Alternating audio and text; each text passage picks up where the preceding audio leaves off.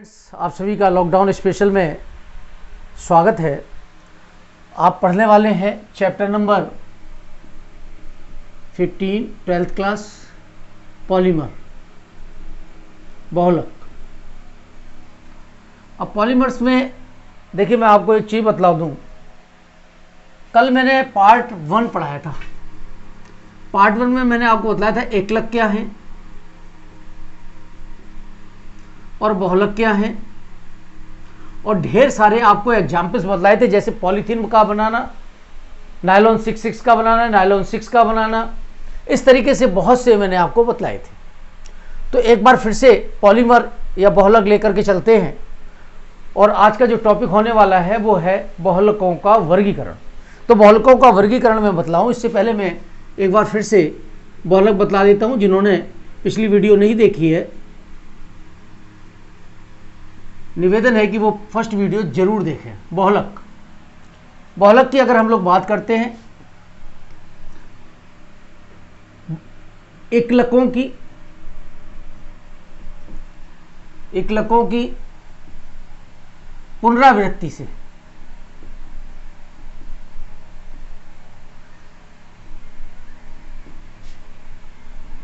बहुलक का निर्माण होता है। अर्थात हम क्या कह सकते हैं,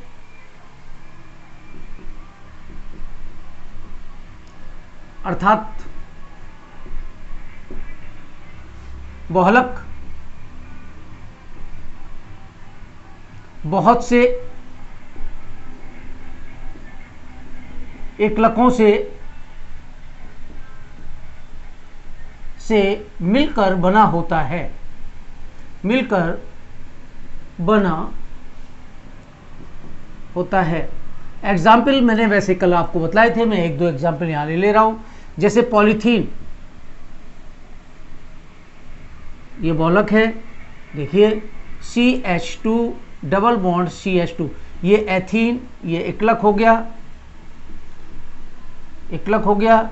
ऐसे मैंने कल 8-10 एग्जाम्पल्स आपको बतलाए थे। L लगा दीजिए, बहुलीकरण होगा, सिंगल बॉन्ड में कन्वर्ट होगा, CH2 सिंगल बॉन्ड CH2, और देखिए इसको थोड़ा सा ब्रैकेट को बड़ा सा लगा देते हैं, N लगा दीजिए, क्या बन गया, पॉलीथीन। ऐसे बहुत से एग्जाम्पल्स मैंने आपको बताए थे। टेफ्लॉन का है, टेफ्लॉन का भी आप चाहे तो CF2 डबल बॉन्ड CF2, ये टेट्राफ्लोरोएथीन है, टेट्राफ्लोरोएथीन है। मैं फिर से एग्जाम्पल इसलिए बतला रहा हूँ, बहुत से बच्चों ने फर्स्ट वीडियो नहीं देखी होगी, तो उनकी समझ में भी ये बात आ जाए, इसलिए मैंने यहाँ से स्टार्ट कर दिया। CF2 single bond CF2, N लगा दीजिए, टेफ्लॉन का फॉर्मेशन हो जाता है। नॉन स्टिक बर्तनों में हम इसका प्रयोग करते हैं। तो ये क्या हो गया, बहुलक। जो आज का टॉपिक है, मेन टॉपिक है, जिसको हम आज पढ़ा रहे हैं, उसका नाम है वर्गीकरण, क्लासिफिकेशन ऑफ पॉलीमर।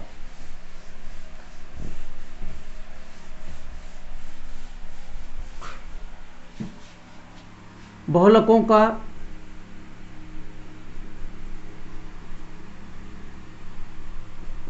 वर्गीकरण। मैं आपकी जानकारी के लिए बतला दूं, बहुलकों का जो वर्गीकरण है वो 6 भागों में है। 6 भागों में इसको बांटते हैं स्रोतों के आधार पर। निम्न 6 भागों में बांटते हैं।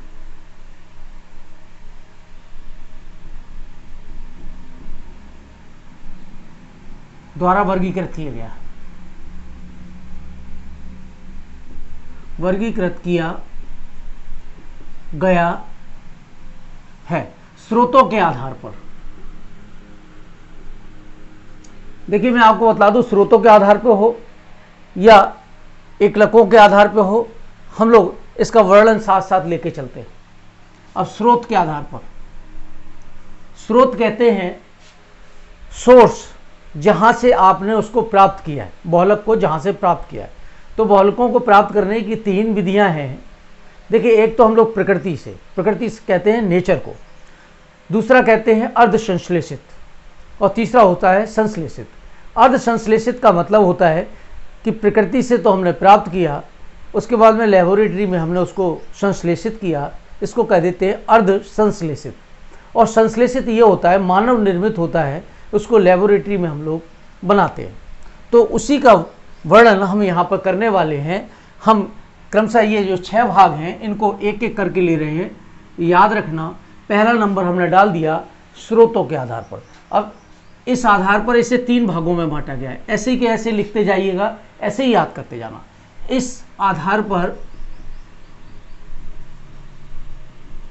इसे निम्न मैं लिख इसलिए रहा हूं जिससे आपको नोट्स बनाने में दिक्कत ना हो। निम्न 3 भागों में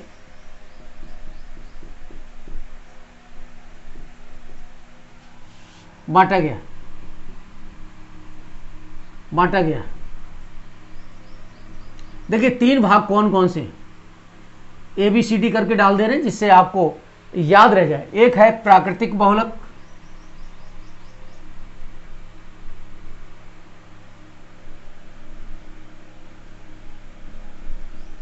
बहुलक,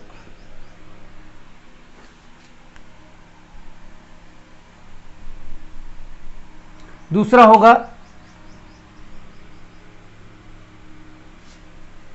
अर्ध संश्लेषित बहुलक,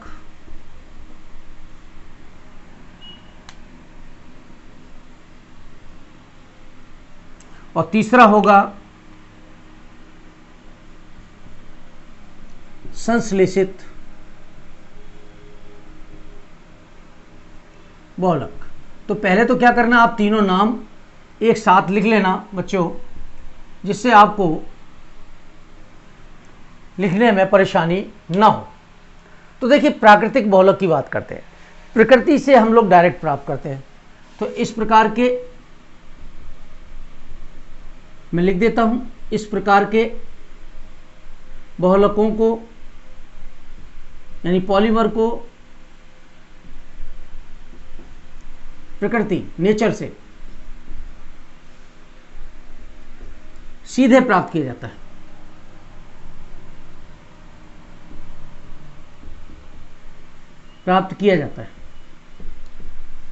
अब सीधे आपने प्राप्त कर लिया, क्लियर हो गई बात, डायरेक्ट प्राप्त कर लिया।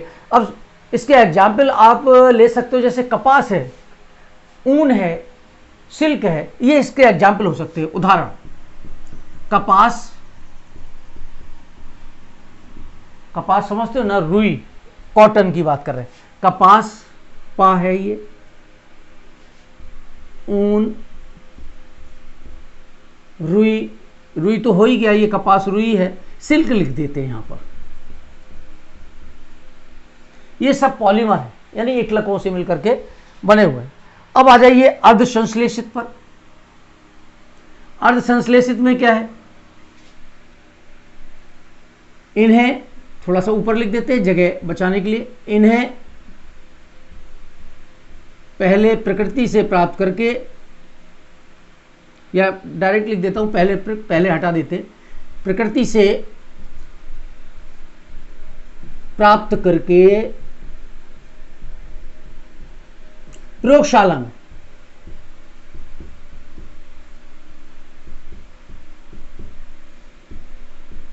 संश्लेषित करते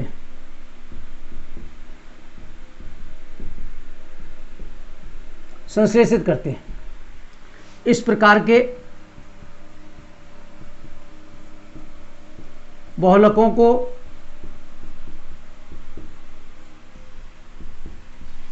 ये साफ कर देते हैं, बाद में लिख देते हैं। अर्ध संश्लेषित बहुलक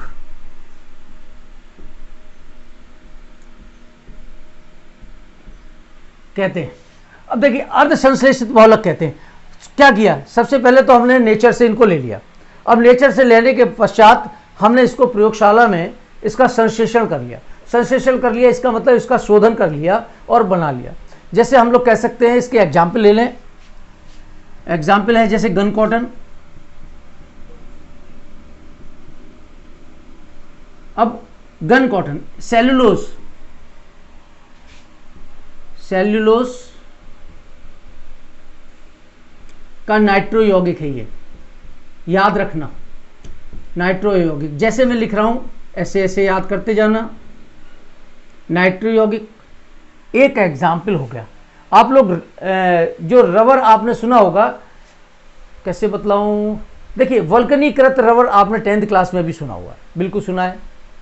अगर हम लोग टायरों में देखें, गाड़ियों के टायरों की बात कर लें, बड़ी बड़ी गाड़ियां हैं, कितना वजन होता है उनमें, 20-20 टन, 40-40 टन वजन होता है, और वो टायर सहन करते हैं, यानी उनकी एक कैपेसिटी है। क्या करते हैं कि रबर के अंदर जो प्रकृति से प्राप्त हुई, लैब में ले गए, लैब में उसके अंदर सल्फर मिलाया, उसको हम लोग कह देते हैं सल्फर युक्त रबर, या रबर का वल्कनीकरण करके वल्कनीकृत रबर का निर्माण करते हैं। तो यहाँ पर मैं नाम लिख देता हूँ, कॉमा, वल्कनी या वल्कनीकृत रबर, ब्रैकेट में लिख देते हैं सल्फर युक्त रबर। एक और कह सकते हैं, हम लोग शूज पहनते हैं, बेल्ट बांधते हैं, अन्य चमड़े की चीज़ें यूज़ करते हैं, तो क्या होता है, जानवरों से लेदर को लेते हैं और उनका वेक्टिफाइंग करते हैं लैब के अंदर, यानी नेचर से ले लिया चमड़े को लेकर के उसको वेक्टिफाइंग किया, सॉफ्ट बन गया, और सॉफ्ट बनने के पश्चात हमने उसका लेदर का यूज़ हम लोग शूज़ में, बैग में, अन्य चीज़ों में करते हैं। तो लेदर भी मैं लिख देता हूँ शॉर्ट में। तो दो चीज़ तो ये हो गई, एक तो हो गई प्राकृतिक, अर्ध संश्लेषित, एक और रह गया संश्लेषित, संश्लेषित बहुलक।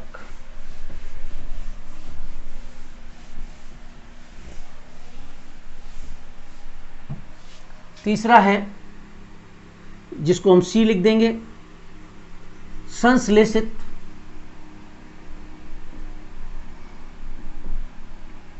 बहुलक। संश्लेषित बहुलक की बात करते हैं। देखो बच्चों, इसका निर्माण जो है, इसका निर्माण प्रयोगशाला में ऐसे कैसे लिखते जाइए, प्रयोगशाला में मनुष्य द्वारा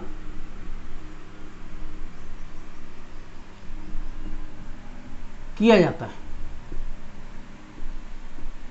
इसका मतलब बच्चों क्या हो गया, ये मनुष्य द्वारा संश्लेषित किया जाता है। अब मनुष्य द्वारा संश्लेषित बहुत से एग्जाम्पल्स हैं। जैसे आप लोग संश्लेषित की बात अगर कर दें, नायलॉन 6 है, नायलॉन 6 है, ऐसे ढेर सारे एग्जाम्पल्स कोई भी हो सकते हैं। तो हम लोग इसको कह देते हैं मनुष्य के द्वारा संश्लेषित। तो अर्थात ये मनुष्य के द्वारा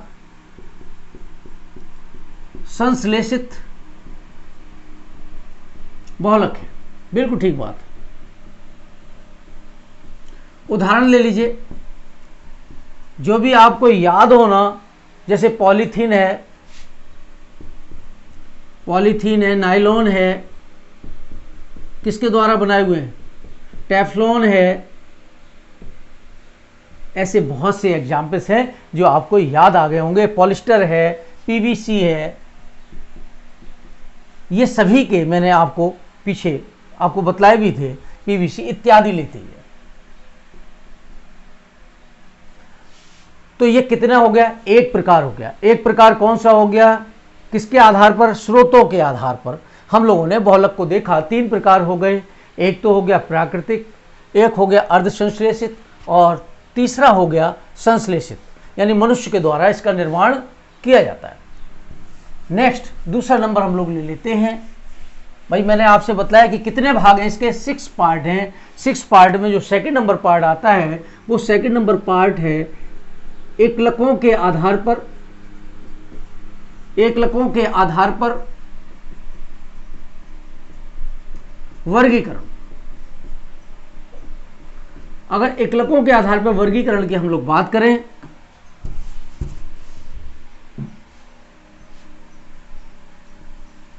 तो इसको भी दो भागों में बांटा गया। इसे निम्न दो वर्गों में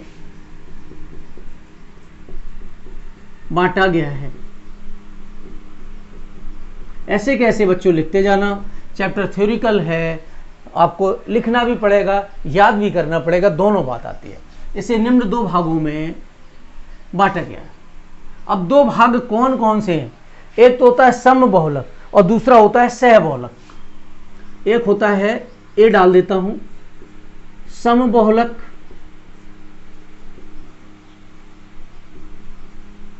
और दूसरा होता है, देखिए यहां पर लिख देता हूं, सहबहुलक, जिससे लिखने में दिक्कत ना हो बार बार। आप तो दोनों एक साथ पहले लिख लेना, फिर अलग अलग हेडिंग डालना।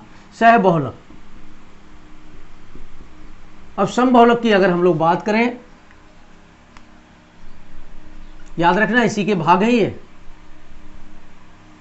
तो सम का मतलब क्या होता है? एक जैसे, यानी एक जैसे एकलकों की पुनरावृत्ति से इसका निर्माण होता है। तो इसमें हम लोग लिख सकते हैं इस प्रकार के बहुलक, इस प्रकार के बहुलकों का निर्माण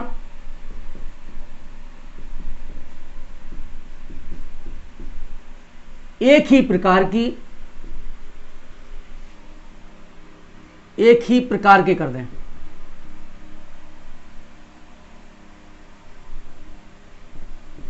के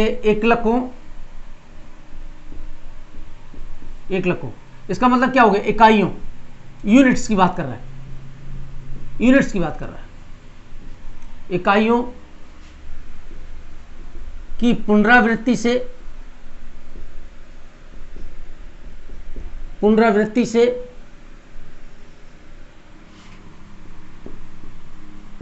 होता है। एग्जाम्पल आप ले सकते हैं, पॉलीथीन ले लें, मैं हिंदी में लिख देता हूं इसको। पॉलीथीन, अब देखिए पॉलीथीन का एग्जाम्पल है, चलिए मैं बना देता हूं यहां पे। Polythene CH2 double bond CH2N लगा दीजिए, CH2 सिंगल बॉन्ड CH2N लगा दीजिए। क्या बन गया ये? पॉलीथीन। तो पॉलीथीन, पॉली प्लस एथीन, बहुत से एथीनों से मिलकर के ये एथीन है। ऐसे बहुत से एग्जाम्पल्स हो सकते हैं। PVC का हो सकता है। एग्जाम्पल नंबर 2, इसको साफ कर देता हूं। एग्जाम्पल नंबर 1 था, PVC की बात कर लेते हैं। ये कल मैंने सभी के स्ट्रक्चर आपको बनाए थे। पॉलीविनाइल क्लोराइड, अब इसमें आपने देखा था CH2 double bond CHCl, N ले लीजिए, इसका नाम है विनाइल क्लोराइड, विनाइल क्लोराइड। अब देखिए यहां पर क्या हुआ, CH2 single bond CHCl, N लगा दीजिए, ये बन गया पॉलीविनाइल क्लोराइड, जिसे हम PVC के नाम से जानते हैं। क्या नाम है इसका? पॉली, यहां लिख देता हूं, विनाइल क्लोराइड। बच्चों याद रखना, पेपरों में आ जाता है कि PVC बनाओ, बच्चे परेशान हो जाते हैं कैसे बनाए। ये कौन सा बहुलक हो गया? एक जैसा, सब में एक जैसी यूनिट है। अब एक आता है सह बहुलक, सम के बाद में दूसरा नंबर जो हेडिंग यहां डाली थी, अब जगह की कमी की वजह से मैंने उसको साफ कर दिया था, A नंबर था। अब B नंबर हम लोग लेंगे सह बहुलक।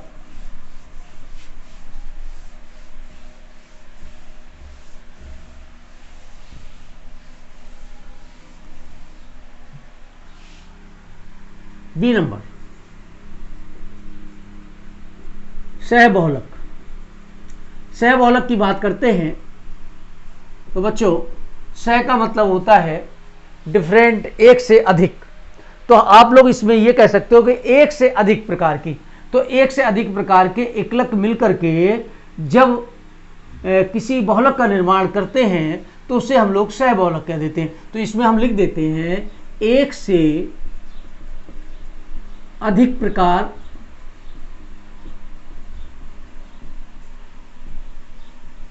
के एकलकों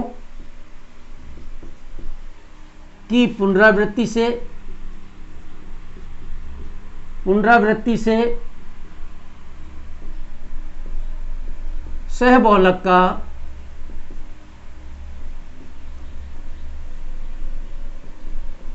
निर्माण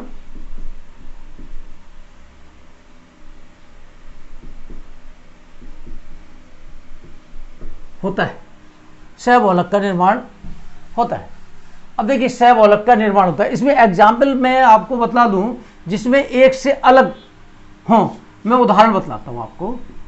नायलॉन 6,6 बहुत अच्छा एग्जाम्पल है, कल मैंने बतलाया था, आज मैं फिर बतला देता हूं। अब नायलॉन 6,6, अब देखिए यहां पर आप समझेंगे इसके एकलक कौन कौन से होंगे।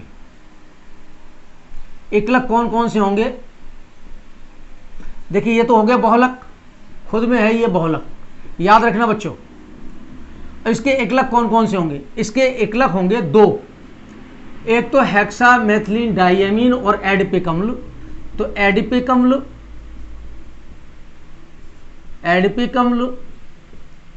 प्लस हेक्सामेथिलीन डाइएमीन, ये दो हो गए। देखिए ये क्या है, एकलक है, एक एकलक ये है, एक एकलक ये है। दोनों एकलक कैसे हो गए, डिफरेंट हो गए। दोनों मिलकर के कैसे बनाएंगे, सहबहुलक का निर्माण करेंगे। कौन से बहुलक का निर्माण करेंगे, सहबहुलक का। देखिए मैं समझाता हूं एग्जाम्पल। तो देखिए एडिपिक अम्ल का सूत्र क्या है, कल आपको बतलाया था, C double bond OH single bond CH2 whole 4 C double bond O, double O नहीं, C double bond OH plus, अब देखिए हेक्सामेथिलीन डाइएमीन, हेक्सामेथिलीन यानी CH2 के कितने 6, डाइएमीन यानी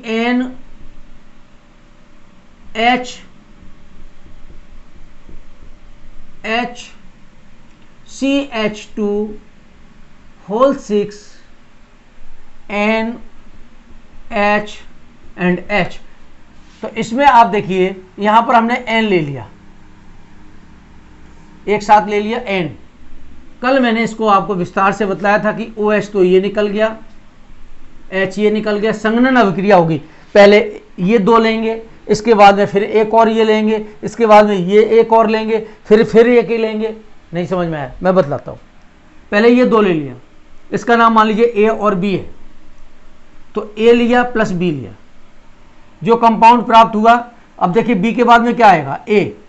अब जो कंपाउंड प्राप्त हुआ, मान लीजिए C प्राप्त हो गया, उसके आगे फिर से A जोड़ा, मान लीजिए D प्राप्त हुआ, D के आगे आप किसे क्या जोड़ा, B जोड़ा। कहने का तात्पर्य एक है कि जो यूनिट पहले वाली थी, जो प्राप्त कंपाउंड हुआ उसमें ये, अर्थात ये अभिक्रिया संघनन अभिक्रिया होती चली जाती है। देखिए मैं आपको और अच्छे तरीके से बतलाऊं, यहाँ पर देखिए ये निगेटिव है और ये पॉजिटिव है, ये निकलेगा H2O।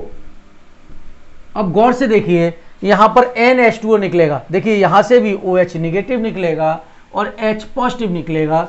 एक ही लाइन में इसको हम बतला रहे हैं, वरना संघनन अभिक्रिया आगे भी आएगी इसी चैप्टर में, इसी का विस्तार रूप है। यहाँ पर तो सिर्फ एक एग्जाम्पल देना है, लेकिन मैं आपको समझाने के लिए, क्योंकि 2-3 बार जब इस चैप्टर में समझा जाएंगे तो आपको रटने की ज़रूरत नहीं पड़ेगी, एक बार जो समझ में आ जाता है वो याद हो जाता है। तो यहाँ पर H2O निकल गया। अब आप गौर से देखिए, यहाँ पर आपने देखा NH2O निकल गया। अब ये NH2O निकल गया, देखिए अब NH2O निकल गया, बना क्या, देखिए C double bond O single bond CH2 whole 4 single bond ON शायद आपको कुछ याद आ रहा होगा, जैव अणु में आपने ये पेप्टाइड बंध पढ़ा था, वही है, बिल्कुल साफ वही है, कोई अंतर नहीं है। ये CH2 ये हो जाता है। अब यहाँ पर देखिए आप, ये N था, N यहाँ लग गया और इसका नाम बन गया नाइलॉन 6,6। आपको सिर्फ समझाने के लिए मैं एक बार फिर से बतला दूं, ये जो बंध है ये पेप्टाइड बंध है, इसको लिखने की आवश्यकता नहीं है क्योंकि हम यहाँ पर सिर्फ नाइलॉन 6,6 बना रहे हैं, बॉन्ड को नहीं समझा रहे हैं। तो ये एग्जाम्पल है, ये आपको एग्जाम्पल जब आपको सह बहुलक पूछ दे तो उसमें ये बना के आना पड़ सकता है। तो वो नंबर के ऊपर डिपेंड करता है, आधा नंबर का है या एक नंबर का। आधा नंबर का हो तो खाली इतना लिख देना, एक नंबर का हो तो इतना लिख देना। देखिए चैप्टर बहुत छोटा सा है और नंबर भी बहुत छोटे से हैं, लेकिन हमें लिखना तो पड़ता ही है। तो ये बात हो गई। इसके बाद में हम लोग लेते हैं, देखिए सम हो गया और सह हो गया। तीसरा नंबर हम लोग ले लेते हैं बहुलकीकरण के आधार पर वर्गीकरण। तो देखिए अभी तक आपने दो प्रकार पढ़ लिए। दो प्रकार में आपने सबसे पहले पढ़ा था स्रोतों के आधार पर, दूसरा नंबर पढ़ लिया एकलकों के आधार पर, और तीसरा नंबर हम लोग पढ़ने वाले हैं बहुलकीकरण। बहुलकीकरण के आधार पर वर्गीकरण की बात करते हैं। ये भी दो हैं, तो ये तीसरा नंबर है, ध्यान रखना मेन नंबर चल रहा है तीसरा। अब इसमें भी दो हैं, एक तो है योगात्मक, योगात्मक या योगज भी नाम लेते हैं, योगात्मक, योगज भी कह देते हैं, योगज, बहुलकीकरण या बहुलक भी कह देते हैं। तो योगात्मक बहुलकीकरण। तो अब इसमें क्या है, योगात्मक वाले में जो द्विबंध और त्रिबंध वाले होते हैं वो आपस में समान एक जैसे होते हैं, वो जुड़ जाते हैं। और दूसरा आ जाता है संघनन। तो संघनन वाले में क्या है, बी नंबर, देखिए मैं लिखता हूं संघनन,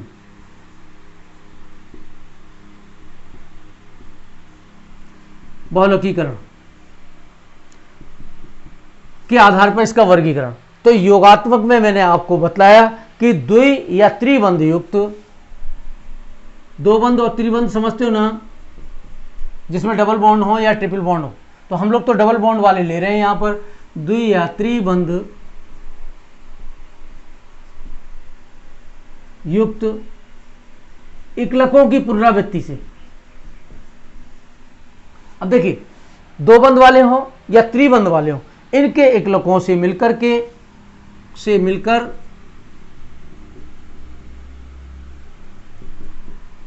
योग द्वारा मिलकर यानी जुड़कर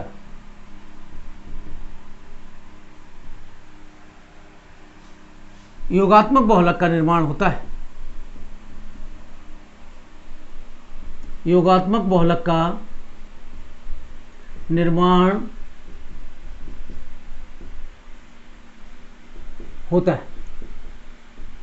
देखिए तीसरे का पहला भाग हो गया, दो और तीन वाले। अब ऐसे बहुत से आप एग्जाम्पल ले सकते हो, मैंने पीछे भी बताया था। जैसे एक एग्जाम्पल बताया था पॉलीथीन, अभी हम लोगों ने लिया था, टेफ्लॉन,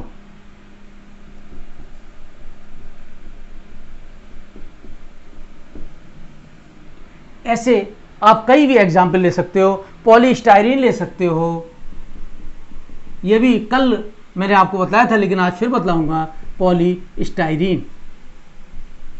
ऐसे बहुत से एग्जाम्पल हैं। तो इनको टेफ्लॉन और पॉलीथीन मैंने अभी इसी वीडियो में बताया है। पॉलीस्टाइरीन जब बनाओ ना तो इसके लिए कैसे बनाओगे, CH2 डबल बॉन्ड CH6H5 ले लेना और N लगा देना और इसको बना देना। तो यहाँ पर सिर्फ नाम लिखना है, बनाने की विधि अभी नहीं लिखनी है। अब संघनन बहुलक में क्या आ गया, एक से अधिक। देखिए यहाँ पर द्वि और त्रिबंध युक्त एकलक, एकलक कौन से, समान एकलक। मैं समान शब्द लिख देता हूं जिससे कंफ्यूजन ना रहे, क्योंकि सभी समान है। समान एकलकों से मिलकर या जुड़कर योगात्मक बहुलक का निर्माण होता है। इसमें क्या है, द्वि या त्रिबंध युक्त, अब वहां पे बंध था, यहां पर त्रि क्रियात्मक समूह हो जाएगा, द्वि या त्रि क्रियात्मक समूह युक्त एकलकों के संघनन द्वारा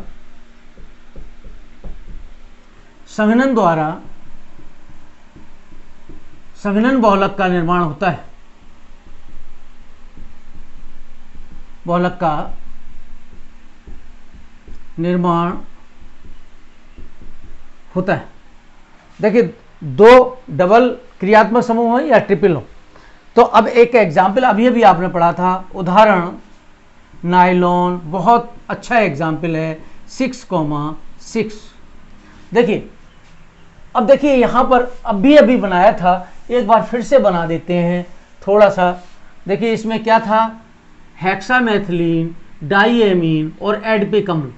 तो हमने एडपिक अम्ल पहले लिखा था, मैं फिर से लिख दूं, नहीं तो आपको कंफ्यूजन हो जाएगा। एडपिक अम्ल प्लस हेक्सामेथिलीन डाइएमीन।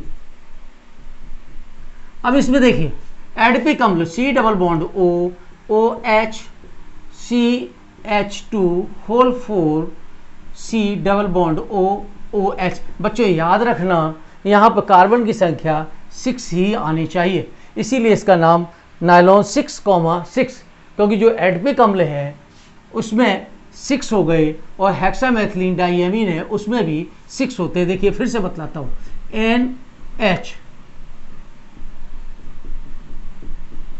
CH2, अब देखिए यहां पर 6 है, NH एंड H। मैंने आपको बतला दिया था यहां N लगा दीजिए, बुक में N नहीं लगा होगा, लेकिन आप दिमाग में मान करके चलना N लगाना ही है। N नहीं लगाओगे तो फिर लास्ट में बहुलक कैसे बनाओगे। अब यहां पर आपने लगा दिया NH2O, निकल गया। अब निकल गया, देखिए ये OH यहाँ से, देखिए ये नेगेटिव और ये पॉजिटिव, ये निकल गए और निकलने। देखिए एक ही चीज़ कम से कम 4 बार और 5 बार आएगी, आपको अपने आप याद हो जाएगा, चैप्टर सरल है। अब यहाँ पर देख लीजिए C double bond O CH2 whole 4, इसीलिए मैंने फर्स्ट वीडियो में पहले ही बना दिया, जिससे बच्चों को बार बार रटना ना पड़े कि ये यहाँ पर भी था वहाँ पर भी था, कौन सा वाला याद करें, ऐसा कोई प्रश्न आपके दिमाग में ना आए, इसलिए फर्स्ट वीडियो में मैंने इसको एक साथ समझा दिया था। यहाँ पर ये बन गया नायलॉन 6,6। तो आपने देख लिया 3 प्रकार हो गए। इसके बाद में जो चौथा प्रकार आता है वर्गीकरण का, वो चौथा है संरचना के आधार पर वर्गीकरण। 4 नंबर आता है संरचना के आधार पर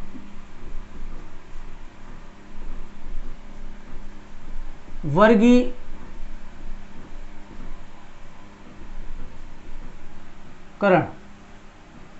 बच्चों संरचना देखिए, एक तो आता है रेखीय बहुलक, दूसरा आता है शाखित बहुलक और तीसरा आता है क्रॉस बंध युक्त बहुलक। तो रेखिक बहुलक की बात करते हैं, पहले नाम लिख देते हैं हम तीनों एक साथ, चलिए लिख दें जिससे आपको याद रह जाए। रेखिक बहुलक, रेखाओं युक्त बहुलक को हम लोग रेखिक बहुलक कहते हैं। बी नंबर आ जाता है शाखित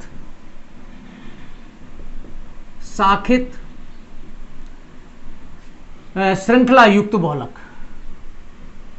श्रृंखला युक्त बहुलक।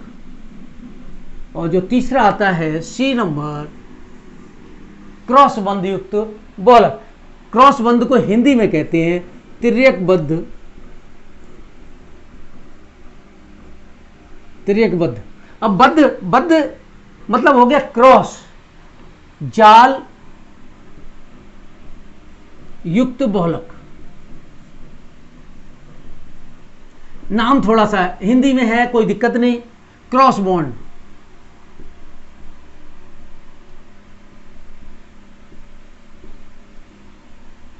पॉलीमर्स, कोई बात नहीं, हम लोग ले लेते हैं रेखिक बहुलक। तो 3 प्रकार हैं, 3 प्रकार में मैं पहला ले रहा हूं, इसका नाम है रेखिक बहुलक। रेखिक बहुलक की अगर हम लोग बात करें, ऐसी हेडिंग डालते जाना। सबसे पहले 1 मिनट समझ लें, ये बहुलक धागे नुमा जैसी सीधी संरचना होती है ना, इस तरीके की,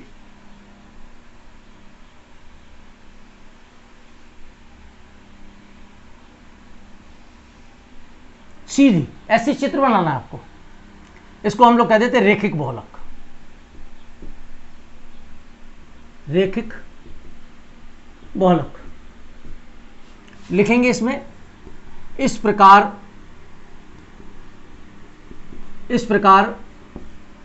के बहुलकों का निर्माण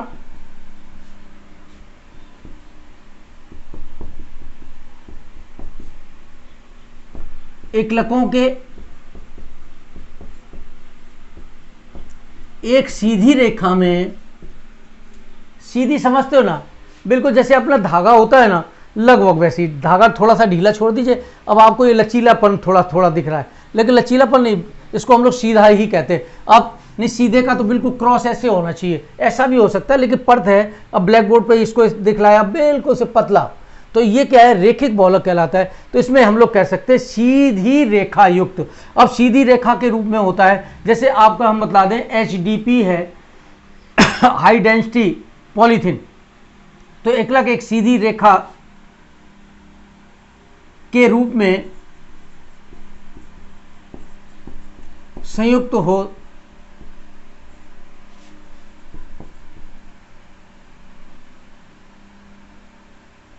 होने से होता है। देखिए लैंग्वेज पढ़ते हैं, क्या लिखा है हमने, इस प्रकार के बहुलकों का निर्माण एकलकों के एक सीधी रेखा में संयुक्त होने से होता है। बात बिल्कुल क्लियर हो गई। एग्जाम्पल आप ले सकते हो, एग्जाम्पल कोई भी ले लीजिए, जैसे HDP, उच्च घनत्व वाली पॉलीथीन। देखिए HDP का मतलब होता है उच्च घनत्व, उच्च यानी हाई डेंसिटी, उच्च घनत्व वाली पॉलीथीन। इसका जो शॉर्ट नेम है HDP है, HDPE, हाई डेंसिटी पॉलीएथीन, इसको हम लोग कह देते पॉलीथीन। तो इसका क्या है, इनका जो घनत्व है वो उच्च है, गलनांक उच्च है, क्वथनांक उच्च है, घनत्व उच्च है, उच्च होता है। ये सेंटेंस और जोड़ दिया। एक एग्जाम्पल PVC का भी हो सकता है।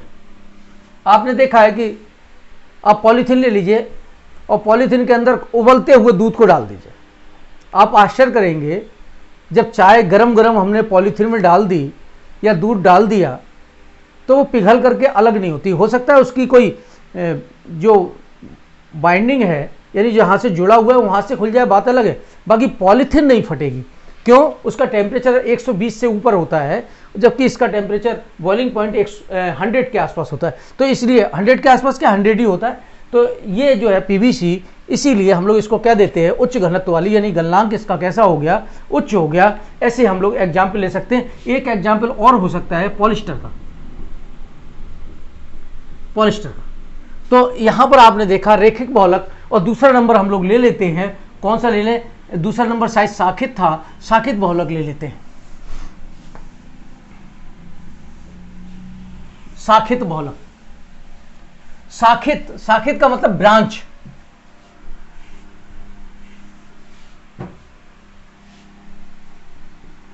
साखित B नंबर है, ब्रांच। अब ब्रांच कैसे, मुख्य शाखाओं में, यानी जो मुख्य एकलक जुड़ करके जो मेन ब्रांच बना रहे हैं, ये मुख्य शाखाएं, मुख्य श्रृंखला है। अब मुख्य श्रृंखला में छोटी छोटी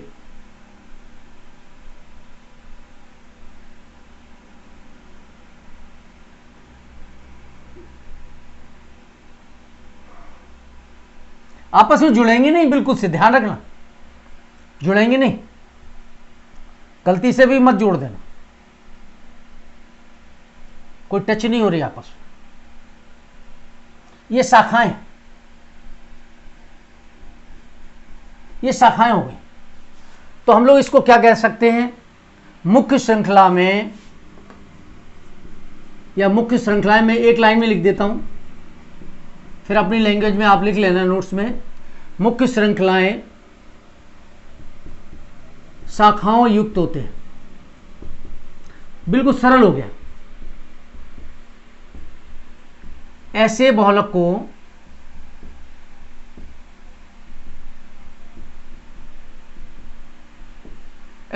को हम लोग क्या कह देंगे, शाखित बहुलक कह देंगे, शाखित बहुलक कह देंगे। उदाहरण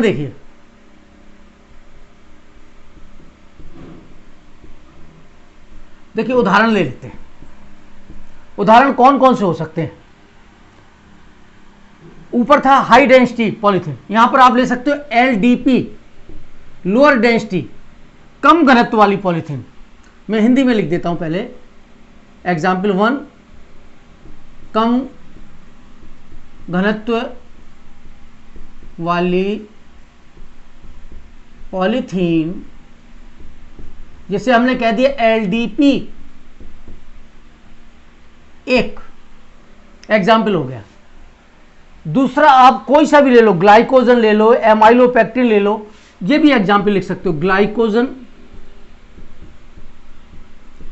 एमाइलोपेक्टिन, ये जैव अणु के पाठ में भी आए थे। तो बच्चों कितने एग्जाम्पल हो गए, शाखित हो गया। अब एक और रह गया, त्रिकबद्ध जाल बहुलक। तो ये आप स्क्रीनशॉट लेते जाना, नोट्स ऐसे कैसे बनाते जाना। तीसरा हम लोग लेते हैं त्रिकबद्ध जाल बहुलक, सी, त्रिकबद्ध जाल बहुलक, यानी क्रॉस बंद वाले। अगर हम लोग त्रिकबद्ध जाल बहुलक की अगर बात करें, तो जैसे उसमें आपने देखा था, जो मेन ब्रांच थी या मुख्य श्रृंखलाएं थी, मैं 2-3 लाइनें बना देता हूं। इनके मध्य में क्रॉस बंध। अब आप देखिए, मैंने ऐसे कोई स्ट्रक्चर बना रहा हूं, जैसे धागा मुड़ा हुआ सा हो, स्प्रिंग जैसी संरचना ये है, बिल्कुल साफ स्प्रिंग जैसी है, त्रिकबंध है। इनका नाम क्या है, त्रिकबंध।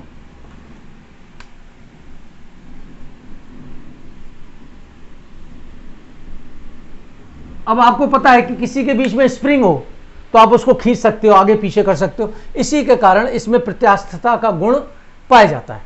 तो हम लोग ये कह सकते हैं कि इनके बीच में क्रॉस बंध पाया जाता है, तो हम लोग त्रिकबंध उपस्थित होता है, ऐसे लिख देते हैं। इनकी मुख्य श्रृंखलाओं के मध्य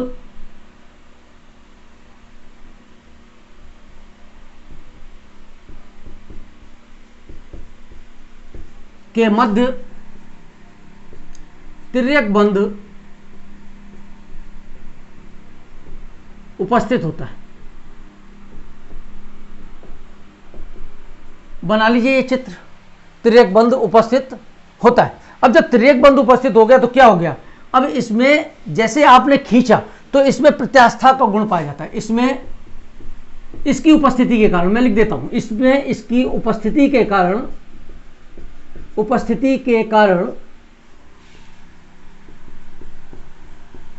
प्रत्यास्थता का गुण पाया जाता है। अभी आपने रबड़ की बात की थी, वल्कनीकृत रबड़ पाया जाता है। चलिए उसको ही एग्जाम्पल को पहले लिख देता हूं। तो उदाहरण है वल्कनीकृत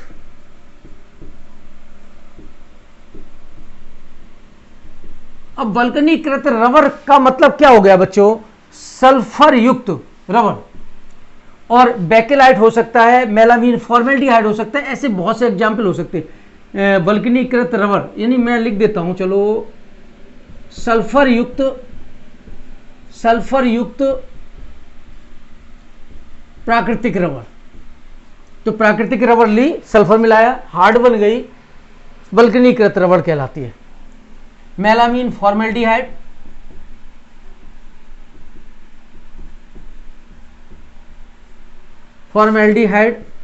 रेजिन भी हो सकता है, रेजिन भी इसका एग्जाम्पल हो सकता है, बेकेलाइट भी हो सकता है, ऐसे एग्जाम्पल बहुत से हो सकते हैं। तो आपको सिर्फ एग्जाम्पल के नाम लिखने होते हैं। तो ये हो गए आपके 4 प्रकार। अभी 2 प्रकार बाकी हैं, 2 प्रकार और पढ़ लीजिए तो ये कंप्लीट हो जाएगा आपका क्लासिफिकेशन। 2 प्रकार भी पढ़ा देता हूं। दूसरे और प्रकार हैं, 5वां नंबर है ताप के आधार पर। ताप के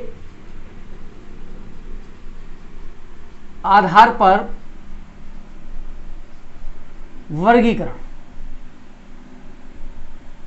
अब ताप के आधार पर इसको 2 भागों में बांटा गया, एक ताप सुनम्य और एक ताप दृढ़। तो फर्स्ट नंबर है ताप सुनम्य, सुघट्ट भी कहते हैं। तो सुघट्ट, बहुलक। अब ये ताप सुघट्ट या क्या होता है मैं आपको बतलाऊं। पहले मैं दोनों नाम लिख देता हूं, ABCD में डालना आप लोग, और B नंबर आ जाएगा ताप दृढ़ बहुलक।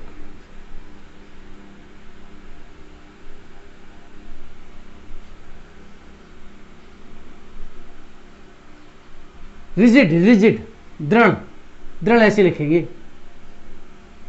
थोड़ा सा लिख नहीं पा रहा हूं हिंदी में। दृढ़, रिजिड, बहुलक, सही कर लीजिएगा, बहुलक। अब ताप दृढ़ बहुलक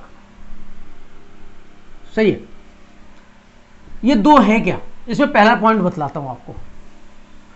आपने देखा है PVC पाइप, जो अपने पानी वाले ड्रेनेज वाले, जो पानी ऊपर से छतों से लेकर के आते हैं, नालियों लगाते हैं, उसी पाइप की बात करें। उसको आप गर्म करो, पिघलाओ, मुड़ जाएगा, काट लो, जोड़ लो, कुछ भी कर लो। इसका मतलब क्या हो गया, गर्म करोगे मुलायम हो गया, ठंडा करोगे कठोर हो गया। इस क्रिया को आप बार बार दोहरा सकते हो। तो ऐसे जो बहुलक होंगे उनको हम लोग कह देंगे ताप सुनम्य, PVC। देखिए मैं लिखता हूं, इस प्रकार के बहुलकों को गर्म करने पर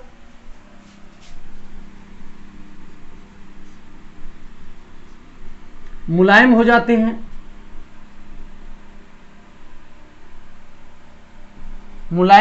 हैं,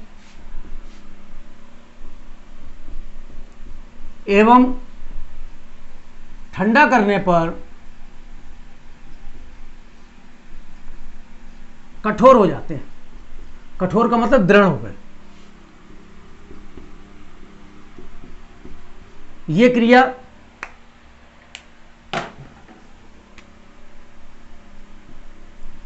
क्रिया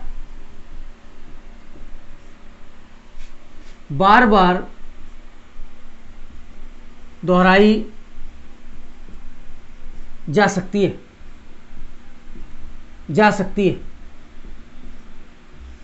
ये क्रिया बार बार दोहराई जा सकती है। तो इस प्रकार के बहुलकों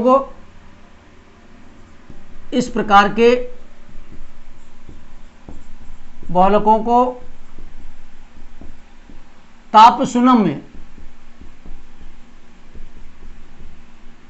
बहुलक कहते हैं। यानी ताप के द्वारा इसको, एग्जाम्पल आप लिख सकते हो PVC, पॉलीविनाइल क्लोराइड और पॉलीथीन, इसके एग्जाम्पल आप लिख सकते हो। अब दूसरा नंबर आ जाएगा ताप दृढ़ बहुलक। नोट कर लिया होगा आपने। दूसरा नंबर आता है B नंबर, 5वें का B पार्ट है ताप दृढ़ बहुलक। 5वें का B पार्ट है ताप दृढ़ बहुलक।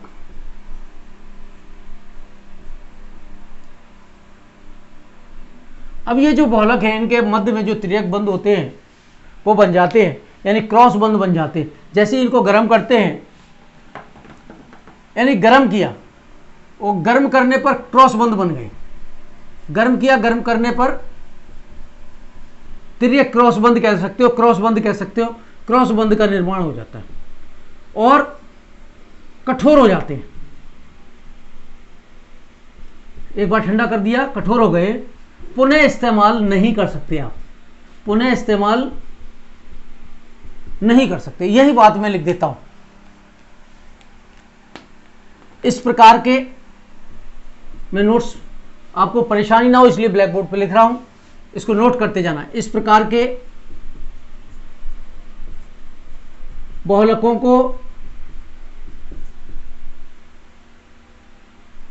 में कर दें, बहुलकों में क्रॉस बंध,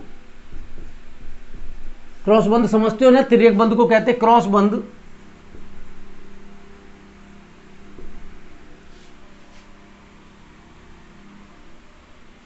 बहुलकों में गर्म करने पर को कर दीजिए, थोड़ी लैंग्वेज सही हो जाएगी। बहुलकों को गर्म करने पर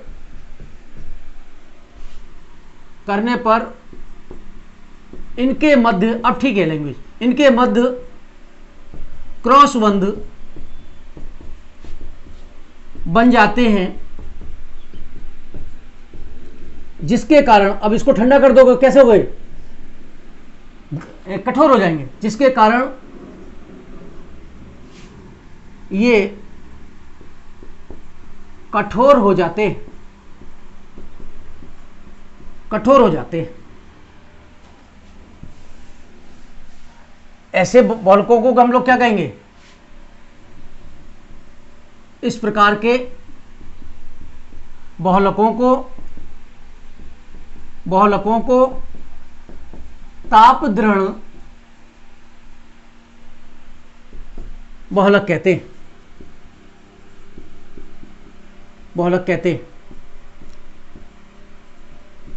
ये आपको याद हो गया। अब आप चाहे तो इसके एग्जाम्पल्स लिख सकते हैं। अच्छा हाँ, एक चीज और लिख दें आपको, इसको दोबारा प्रयोग नहीं किया जा सकता, इसको सिर्फ एक बार इस्तेमाल किया जाता है, एक बार ही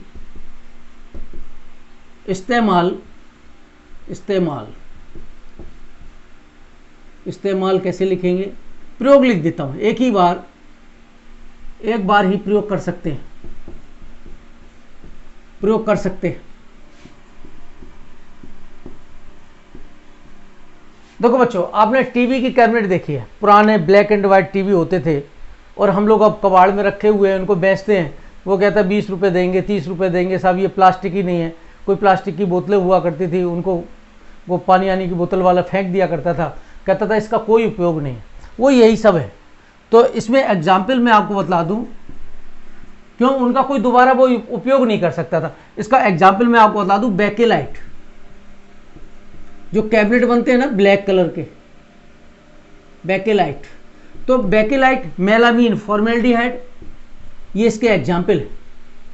मेलामीन, फॉर्मेल्डिहाइड इसके एग्जाम्पल्स हैं। एक लास्ट और ले लेता हूं, 5 हो गए। 6 नंबर है, जो इनके अंदर जो बल लगते हैं उसके आधार पर, आणविक बलों के आधार पर, यानी इंट्रामोलिकुलर फोर्स के आधार पर वर्गीकरण। 6 नंबर है लास्ट, 6 नंबर अंतरा आणविक। अब अंतरा आणविक समझते हो ना, उसको हम लोग आणविक लिख दे रहे हैं यहां पर। आणविक बलों के आधार पर वर्गीकरण। देखिए 2 भाग हैं, इसके भी 2 भाग हैं। कौन कौन से 2 भाग हैं? एक तो है प्रत्यास्थलक बहुलक, एक तो है ए डाल देते हैं, प्रत्यास्थलक बहुलक, और दूसरा बच्चों है रेशे। तो प्रत्यास्थलक बहुलक के अंदर क्या है, इन बहुलकों में, चलिए हेडिंग डाल करके बढ़िया सा लिख देते हैं जिससे यह भी टॉपिक आपका कंप्लीट हो जाए। प्रत्यास्थता का नाम आपने सुना है ना, इलास्टिसिटी, वही है प्रत्यास्थलक बहुलक। तो इसमें क्या कह रहा है, इस प्रकार के बहुलकों में, इस प्रकार के बहुलकों में, अब देखिए प्रत्यास्था का गुण पाया जाता है, तो हम लोग लिख सकते हैं बहुलकों में दुर्बल अंतराण्विक, अंतराण्विक, अंतराण्विक का मतलब इंटरमॉलिक्यूलर बल पाया जाता है।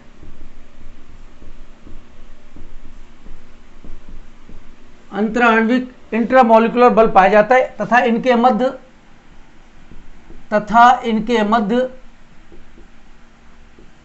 मध्य अब कौन सा बल आएगा, तिर्यक बंध, इनके मध्य तिर्यक बंध उपस्थित होता है, जिसके कारण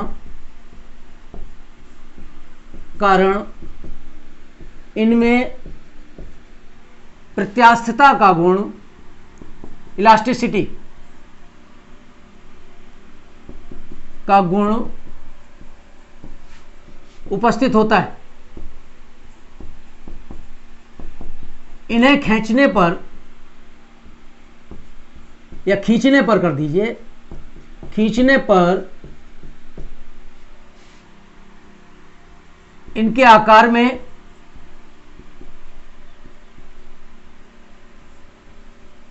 वृद्धि होती है एवं लगाए गए बल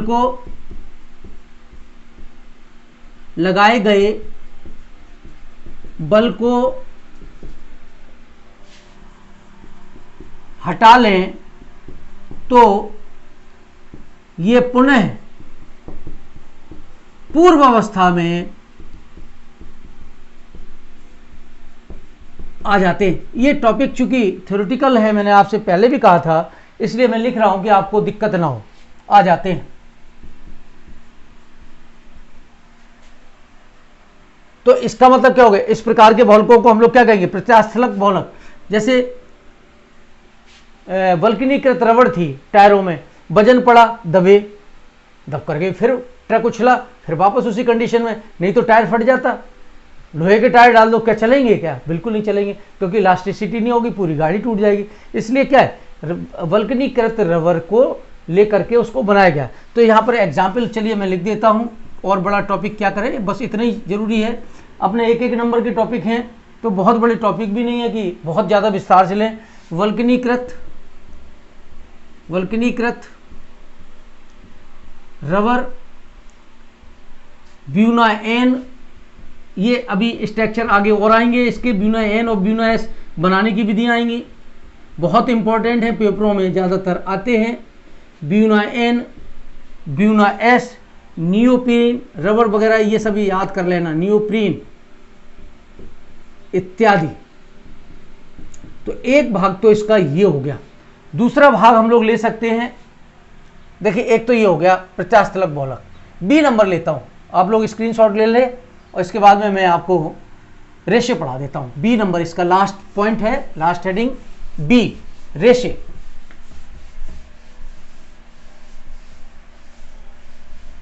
सिक्स का बी पार्ट, रेशे। रेशे को हम लोग धागा भी कहते हैं, इसे धागा भी कहते हैं। इसका उपयोग क्या हुआ है, धागे का उपयोग क्या है, वस्त्र बनाने में। इसका मुख्य उपयोग उपयोग वस्त्र बनाने में किया जाता है। ये मैंने शॉर्ट में आपको लिख दिया कि वस्त्र बनाने में किया जाता है, अर्थात वस्त्र उद्योगों में इसका प्रयोग करते हैं। कहां करते हैं? वस्त्र उद्योगों में इसका प्रयोग किया जाता है। ये बात भी आप इसमें लिख सकते थे। एग्जाम्पल मैं आपको बतला दूं, पॉलिस्टर का कपड़ा आपने नाम सुना हुआ है। पॉलिस्टर, पॉलिस्टर को यानी टेरिलीन भी आप कह सकते हो, टेरिलीन एक एग्जाम्पल ये हो सकता है। दूसरा एग्जाम्पल हो सकता है नायलॉन। नायलॉन के कपड़े आते हैं, रस्सी बनती है, तो ये नायलॉन 6,6। प्राकृतिक रेशे भी आप लोगों ने नाम सुना हुआ, सूती कपड़े हम लोग पहनते ज़्यादातर। प्राकृतिक रेशे, अब प्राकृतिक रेशे में कौन कौन से हो सकते हैं? देखिए, साड़ियाँ सिल्क की बनती हैं, रेशम की, तो आप लोग लिख सकते हैं प्राकृतिक रेशे में सिल्क की साड़ी बनती है, आपको याद आ गया। कपास, कपास समझते हो ना, जैसे रुई, कॉटन, तो हम लोग कॉटन के कपड़े कहते हैं कि कॉटन के कपड़े दे दो, महंगे आते हैं, तो हम लोग कह देते हैं रुई या कपास कह दीजिए आप, कपास हो गया। ये भी इसी तरीके का प्राकृतिक रेशे है। और एक एग्जाम्पल मैं और लेना चाह रहा हूं, ऊन। सर्दियों के समय में हम लोग पहनते हैं ऊन, तो ये ऊन प्राकृतिक है, जो हम लोग जानवरों से लेते हैं। केराटिन, जो बाल होती है ना, केराटिन, वही है, तो प्राकृतिक रेशे हैं। तो इतना ही यहाँ पर हम लोग आज लेंगे।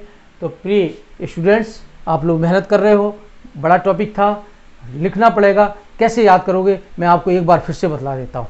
क्या करना, सबसे पहले इसका वर्गीकरण, हेडिंग डालना। वर्गीकरण हेडिंग डालने के पश्चात इसके 6 भाग करना, 1 2 3 4 5 6, 6 भाग कर लेना।